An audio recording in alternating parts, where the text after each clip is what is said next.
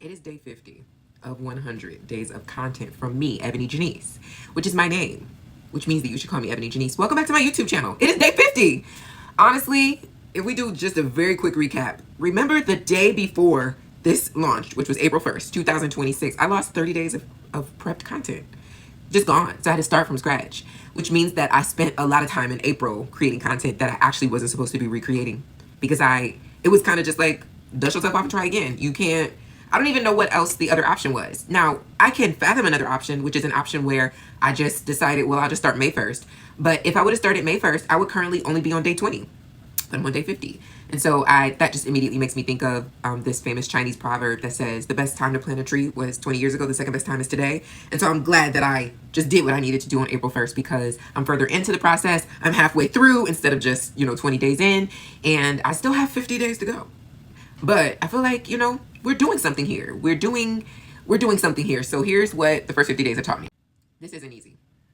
Like, I think sometimes people can do something and you get to watch it or observe it and, it looks easy. But it's not easy, actually. I definitely have 100 plus days of notes because I have actual things to talk about. But sitting down every single day and, bulking 2 to 3 videos or sitting down every day and making a video is not easy because there are days when I really sincerely, genuinely do not feel like it. I do not want to do it. I do not want to talk about anything. I've reached my speaking quota for the day and I still got to sit down and make this video. So it's not easy, but I feel like the same thing that the month of April taught me, that when I say I'm going to do something, I do it. And here I am now 50 days in the game. And I'm very proud of myself that when I say I'm going to do something, I do it. And I feel like what I'm teaching myself is a deeper level of integrity and a deeper level of trust within myself. There's something very profound about being able to trust God. Like 100% of the time, God has come through for me. And so as I am working towards, I have been using this language of a return to God, which is some private work that I'm doing, in particular with Black women, this idea of a return to God, which is a 12-month sacred portal that I'm working with, just a very few women to walk them through these,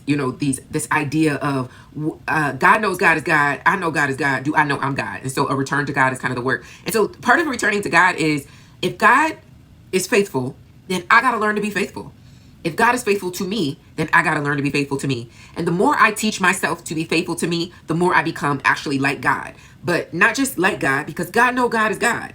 I know God is God. Do I know I am God? I begin to question whether or not I'm God when I don't be faithful. That was good. These 50 days have reminded me about how wealthy the archive is. And I am, I talk about the archive often, but the archive could be as simple as a Google Drive. The archive could be as simple as a folder on your computer. The archive is a wealthy place. When I wrote All the Black Girls Are Activists, I had already been talking about that for years. So much of that content came from the archive. When I started working on Real Soft Girl Shit, I did not start that from scratch. I've been talking about softness for years. So much of that came from the archive. Now here we are all these years later, and I'm on YouTube now for 50 days straight talking about, softness, talking about hip hop womanism, talking about, Black love, Black tools required for, our world building and our survival. Who even knows what this will become? But what I do know is that in the past, my archive has been my wealthy place. And so I'm looking forward to whatever this will become. I don't even know yet. And that also is very exciting to just kind of fathom. And with that, the last thing that I want to say is, it is something quite thrilling about building something, like being a novice again. I do have a larger platform than this YouTube. I have a platform where when I post videos, I get thousands of views. And now here I am posting really kind of thick content on a daily basis for the past 50 days on a channel that currently, as of the posting of this video, I probably get on average 30 views a video. I genuinely and sincerely, and I've said this already before in another video, I really there's something about that I kind of like. I kind of like just sharing an intimate community in this moment where I'm just figuring out what I really want to talk about. I'm saying really true things. I don't know what it will become. I don't feel the pressure of having to perform for whatever my, larger platforms have become.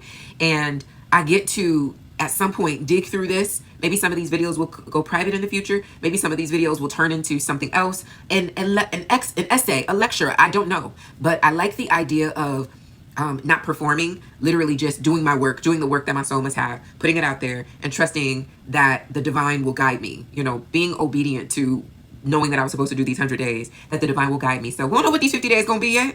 We don't know what the next 50 days going to be. We really don't. But there's something quite thrilling about showing up and just showing up and seeing what happens. So here's to another 50 days. Whew, here's to another 50 days.